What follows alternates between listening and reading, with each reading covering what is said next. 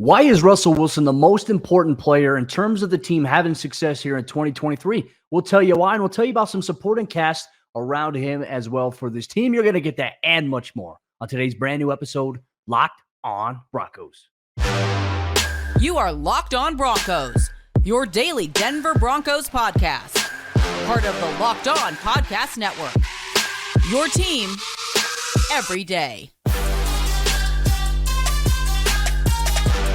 What's up, Broncos Country? Welcome into a brand new episode, Locked on Broncos, your daily Denver Broncos podcast, part of the Locked on Podcast Network, your team every day. Thank you so much to everybody in Broncos Country for tuning in, making us your first listen of the day every single day. You can get this podcast for free on YouTube or wherever you get your podcast. So do us a favor, if you haven't done so already, hit that subscribe or follow button down below so you never miss out on a day's worth of Broncos news, content, coverage, analysis, and more every single day all year long. I'm Cody, Roark, Broncos reporter for Mile High Sports, joined alongside, as always, by Sayre Bedinger, co-host of the show and site expert of their predominantly orange.com. This episode of the show is brought to you by our friends over there at Gametime. Download the Gametime app, create an account, and use code LOCKEDONNFL for $20 off your first purchase. Last-minute tickets, lowest price guaranteed. We're going to kick off today's episode of the show by talking about who are some of the most important players if the Broncos are going to have success this upcoming season. I feel like there's a large contingency of players that you can write down here, but I would say you can make an argument. There's nobody bigger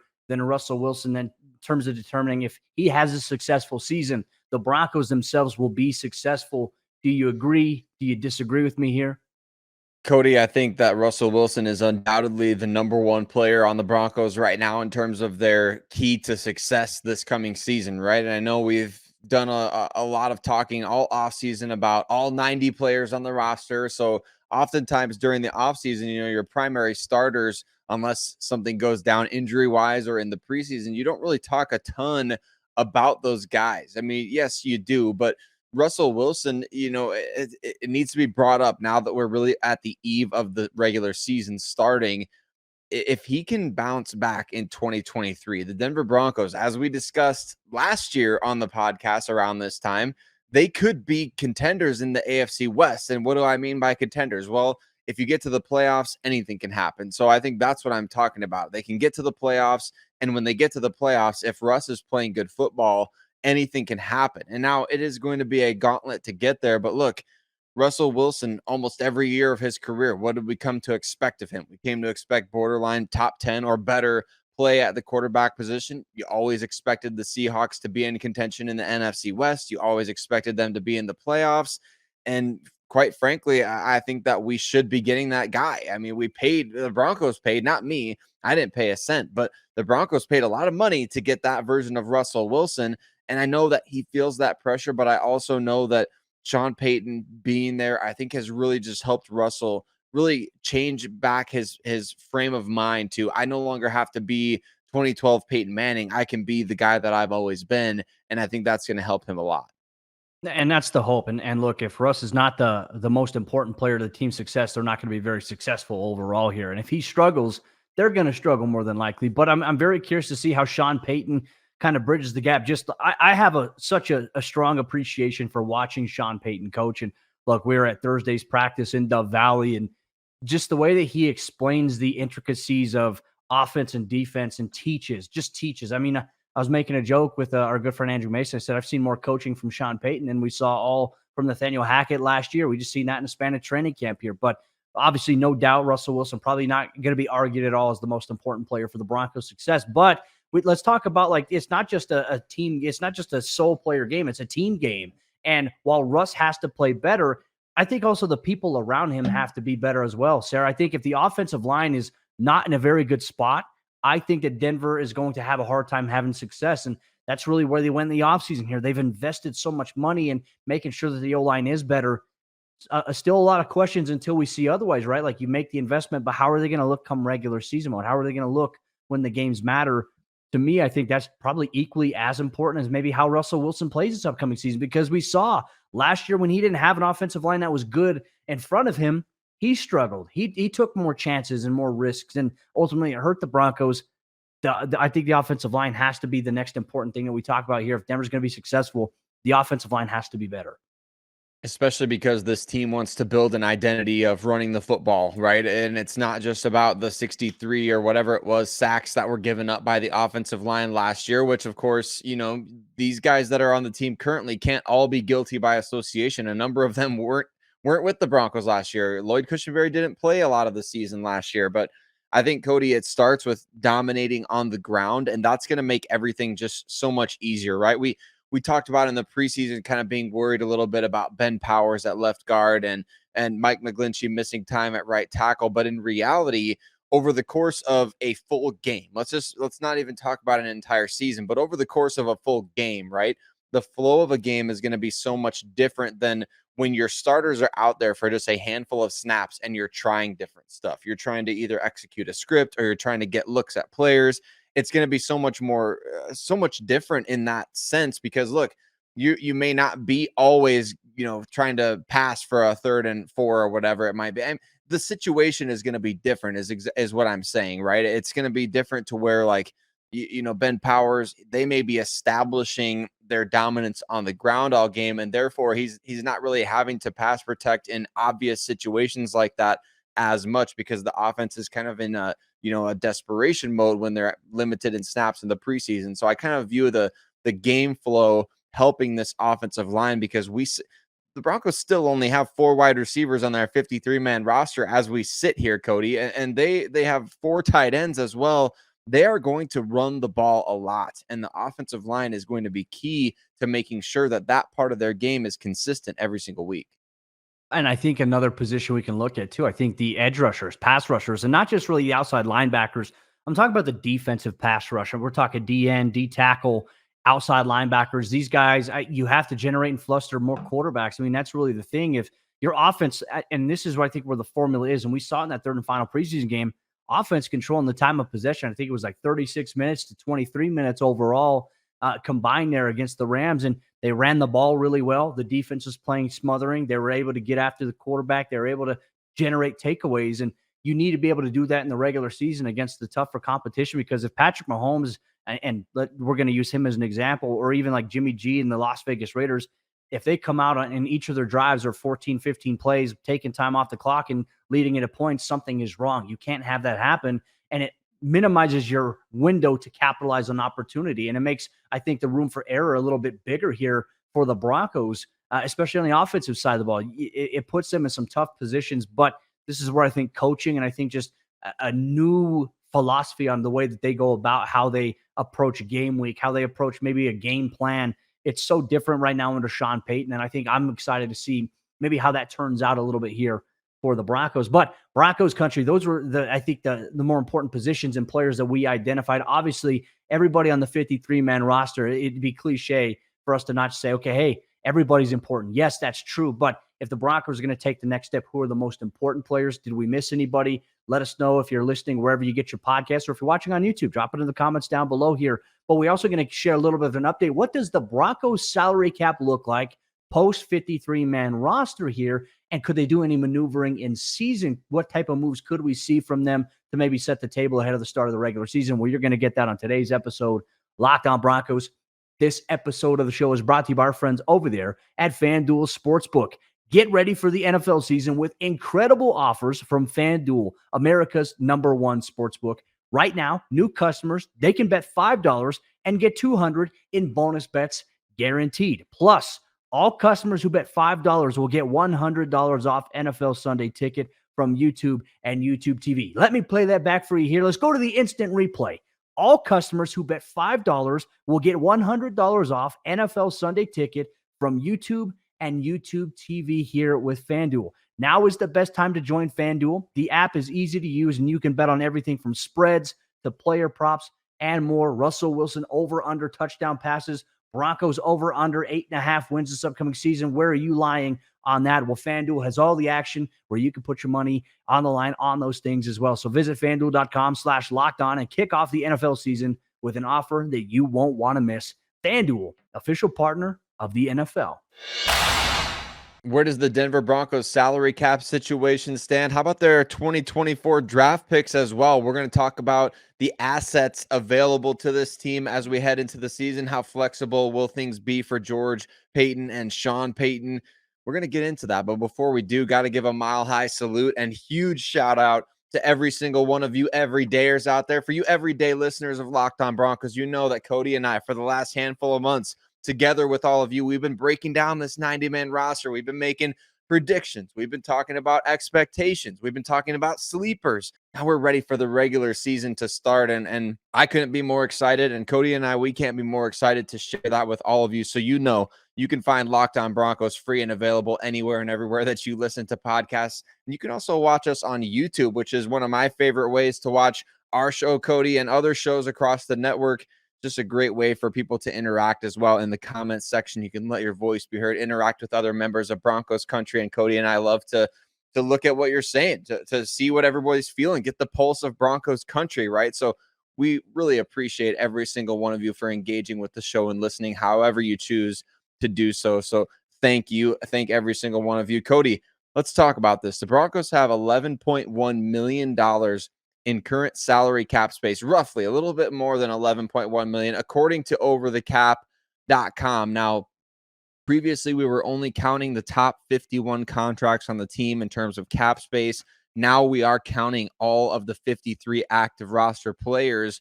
That leads to total cap commitments of just under 230 million. The top 51, roughly 208, 209 million. So the Broncos have a lot invested in this roster. Obviously, we knew that going into the season, but just over $11.1 million. It's not a ton of flexibility to say if they wanted to go out there and make a big splash, at the trade deadline or in free agency, but it definitely gives you flexibility to maneuver around your roster as need be throughout the season. Well, and I think that's primarily the objective for most NFL teams, right? Because as you get to the regular season, you already have your 53-man roster. And ideally, you want to have some flexibility in the event injuries pop up. And look, you're not going to go out there and sign a massive free agent to a big-time deal during the season. It's very unlikely. That player would more than likely come in on a vet minimum deal. I mean, sometimes we see a 1-year, $2 million contract for some guys in certain situations. So I would say it's just enough right now, considering where Denver's at from a roster and a personnel standpoint. You know what? If something happens, let's see what we can do out there. Like if there's nobody available that's a free agent, maybe we look at a veteran guy and okay, hey, we have 11.1 million. We're obviously not going to throw anything more than maybe $1.5, $2 million at him. But it also gives you, I think, the ability, if you do some contract extensions, it gives you some breathing room for maybe some, next year's salary cap as the Broncos will transition into the new league year. I always think, and we've seen this as well, the reason I've always found that, hey, when you look at the salary cap, remember the Saints a few years ago, they were like minus $75 million in terms of that, and they were able to get over and still make a lot of moves. To me, that kind of told me, okay, hey, you can really maneuver the salary cap relatively well. Even if you have $11.1 million, how can you use it? And obviously, I think sometimes in season, we see players taking signing bonuses, which maybe frees up space for them to make moves. You mentioned the idea of trades. I think Denver's in a really good spot right now. Is there any moves in particular? Let's just say, as we're looking at maybe the 53-man roster, would you make any moves right now for Denver at some point, or would you be eyeing maybe potential moves to happen at some point as the season goes along? Because as we all know, hey, once you start week one, you're never 100%, and you're going to have guys that are battling different dings, bumps, and injuries along the way.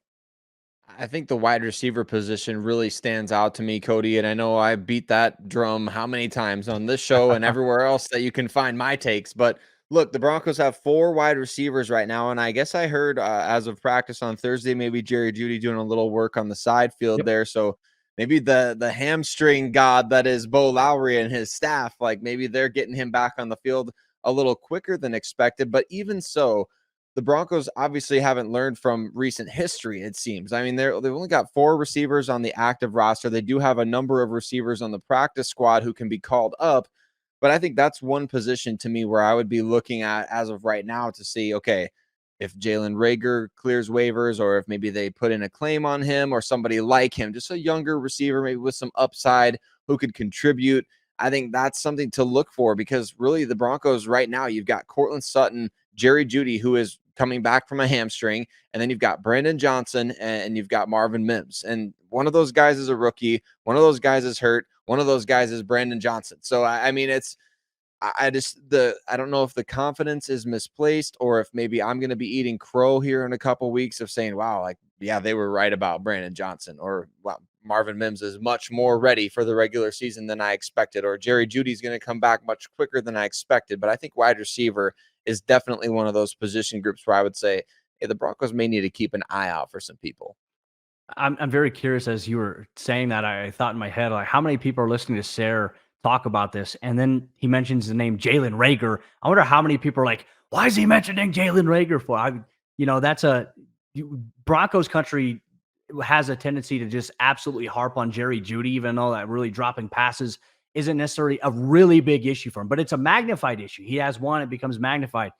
Can't imagine what it would be like with Jalen Reagor and all his struggles that he has had, and we'll see how that happens. But yeah, and look, I think we're going to see a lot of change. Like, I'm very curious. Sean Payton has mentioned to us that, hey, this roster is going to change for the first 3 weeks. Our roster, other teams' rosters around the NFL, and I think it's going to be very interesting to see how they maneuver, because obviously Marquez Callaway is with the Las Vegas Raiders now, maybe sharing some intel. Well, the Broncos have Philip Dorsett to give them some intel. And then you have Montreal Washington with the Kansas City Chiefs, maybe giving them some intel. So it's very, very interesting to see how some of these roster maneuvers work. But we will see little Jordan Humphrey potentially elevated on game days. Obviously, you mentioned Dorsett, David Sills, both those guys in practice. Now, Sills wearing the number 87, and then new tight end Lucas Kroll wearing number 85 here for the Broncos. We saw them in practice on Thursday, but the team is now going to be off for the weekend. And we're going to have media availability with Sean Payton on Zoom on Monday morning. And then, the next week on Wednesday, the regular season practice schedule is going to be there, and it's going to be big, Broncos country. And we're excited to break it down with you every step of the way. But, Sayre, another thing, since we're talking about salary cap and assets that Denver has, well, part of these assets also include draft picks. Where do the Broncos currently stand right now looking at next year's draft? How many picks do they have? And obviously these can be used for bargaining in season, maybe even during the NFL draft this upcoming year. Where does Denver stand from an asset standpoint here? Well, of course, some of these late round picks, I think, are subject to conditional, whatever the conditions needing to be met, such as the Will Lutz trade was a conditional 7th round pick going to the Saints.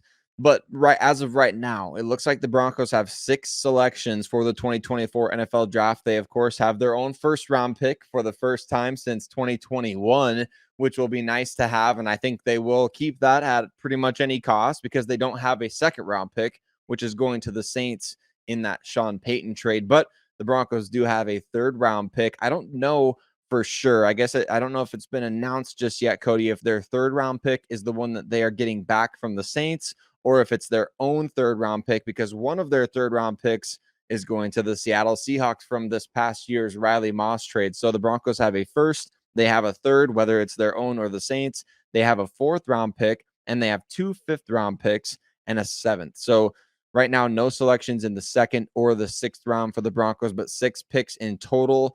Obviously, having a 1st round pick back will be huge for this team going forward as they look to kind of recoup some of those. You don't want to always have to go to free agency to find your biggest acquisition of the offseason. Sometimes it's nice, but the Broncos do obviously hope that selection is somewhere beyond pick number 20 overall. So, Cody, we'll see what happens. I think that as of right now, it's still limited draft capital, but it's better than what we've had in recent years, especially having that top pick. Well, if Denver was able to make as much hay as they were with the limited capital they had last year, I'm very curious to see what they do with maybe a little bit more going forward here. And obviously there could be some, you never know, in-season trade deadline moves, things like that, trades that Denver could make that either gives them capital or takes away their capital. I mean, we'll see how things pan out here, but that's a little bit of a state of the overview of the Broncos assets as they head into the 2023 regular season. It's always good to know before you know. But one thing we are going to discuss too, speaking of the practice squad, I think it's important that we take a look at maybe what positions or players might be called upon for a big role from the practice squad this upcoming season. You'll get that conversation and much more on today's episode of Locked On Broncos, Broncos Country. Real quick, this episode of the show is brought to you by our friends over there at Gametime. And with killer deals on last-minute tickets and their best price guarantee, you can stop stressing over the tickets and start getting hyped for the fun that you're going to have. And some of the things I love about the Gametime app experience, they have flash deals on tickets for events, not just sports, but music, comedy, concerts, everything that you can name that's going on near you. They might have a flash deal for you that you could take advantage of. And you don't have to worry about last-minute ticket price stresses. Gametime has you covered there. Gametime is the place for last-minute ticket deals. Forget planning months in advance. Gametime has deals on tickets right up to the day of the event. You can get exclusive flash deals on tickets for football, basketball, baseball, concerts, comedy, theater, and more. The Game Time guarantee means you'll always get the best price. And if you find tickets in the same section and row or less, Game Time will credit you 110% of the difference. Snag the tickets without the stress of Game Time. Download the Game Time app, create an account, and use code LOCKEDONNFL. That's one word, LOCKEDONNFL, for $20 off your first purchase. Terms apply. Again, create an account and redeem code LOCKEDONNFL for $20 off. Download Game Time today. Last minute tickets, lowest price guaranteed. As we jump into the fourth quarter action on today's episode of Locked On Broncos, where we're going to highlight which players or positions do we feel like the Broncos will have to rely upon or call upon at some point during the regular season from the practice squad. I just want to say thank you so much to everybody in Broncos Country for tuning in, making us your first listen of the day every single day. Thank you so much for taking time to listen to us wherever you get your podcast or to watch us on YouTube. Make sure you comment down below if you're watching or interact with other members of Broncos Country. Thank you so much for being part of the community that we have here. We're very grateful for all of you here. Sayre, this is a nice question, right? And as I was watching Thursday's practice, once again, I feel like the sun in Denver is just getting hotter and hotter and hotter here. But watching practice and seeing, okay, hey, your 53-man roster is here.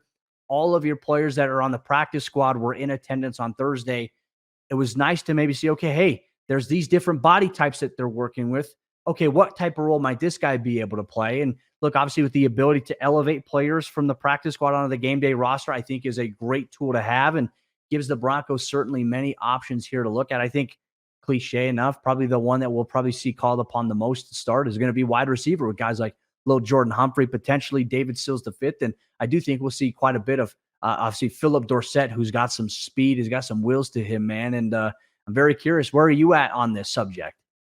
Yeah, I think you're spot on with that, Cody. Wide receiver definitely being one of those areas to where, it looks like the Broncos are definitely going to be utilizing a week one call up here. I guess it's a little ways out to try to be calling that shot at this point to see what happens with the 53-man roster. But at the same time, you kind of see the writing on the wall. Only 4 guys plus Jerry Jeudy is injured, so it makes sense.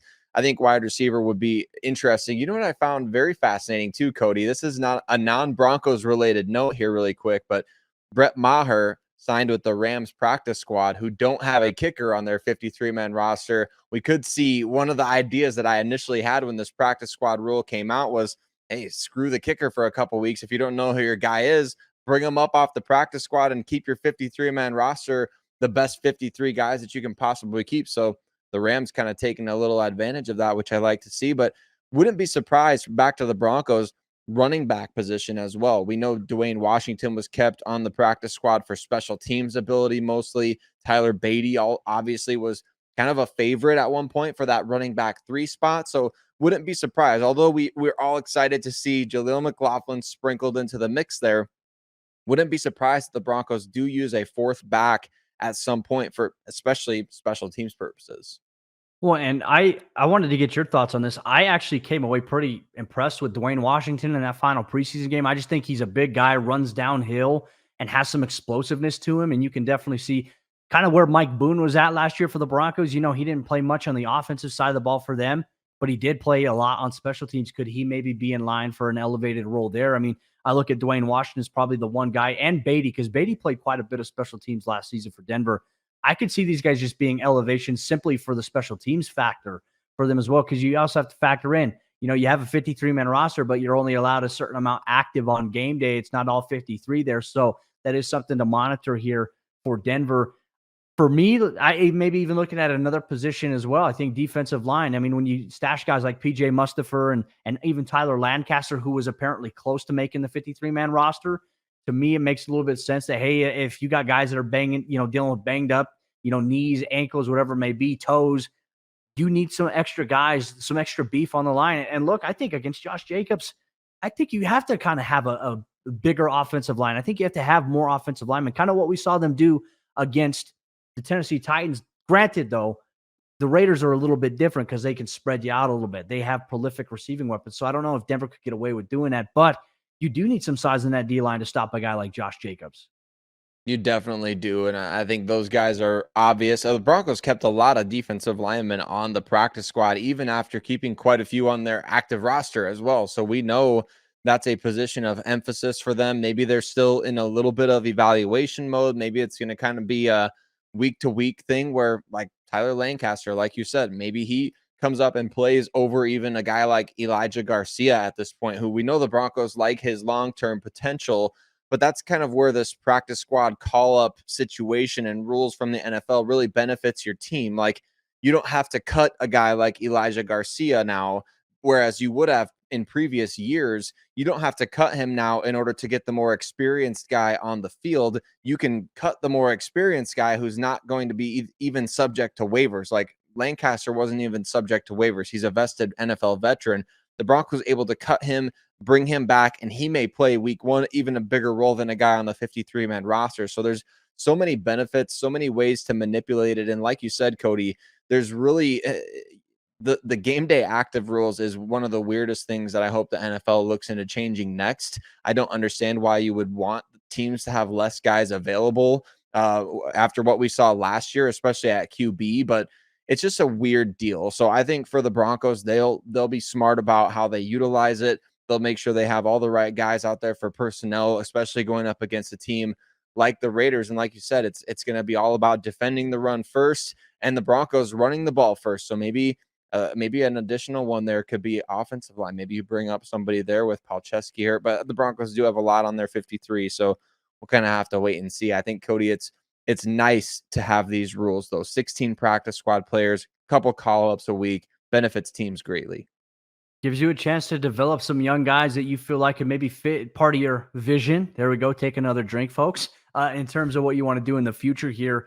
I'm also very curious as well when you look at maybe how the roster kind of formulates, what type of shuffles we'll see in the first 3 weeks, because Sean Payton has alluded to it. As we know, the Broncos officially placed Alex Palczewski, PJ Locke, and K'Wan Williams on short-term injured reserve. So that allowed Quinn Bailey, Fabian Moreau at cornerback, and Mike Purcell to be on the active roster. So 53 is set here for week one. We'll see if there's any changes as well. But the Broncos are off on Friday, nothing over the weekend. We'll have a meeting. Once we said we'll be able to meet with Sean Payton on Monday, open locker room, and then players are off on Tuesday, and then regular season practice is here on Wednesday. So we're going to have you covered every step of the way here, Locked On Broncos. But if you're an everyday listener, here's what you can expect on Monday's episode of the show. We got to hear from a couple of the young players following Thursday's practice. We heard from Brandon Johnson, who made the 53. We heard from Nate Adkins, who's going to be playing a little bit of a prolific role here for Sean Payton this season. We also got to talk to Elijah Garcia as well. You'll hear some of those clips. We'll react to it, and we'll share it on Monday's episode, Locked On Broncos. Thank you so much. Enjoy your weekend, Broncos Country.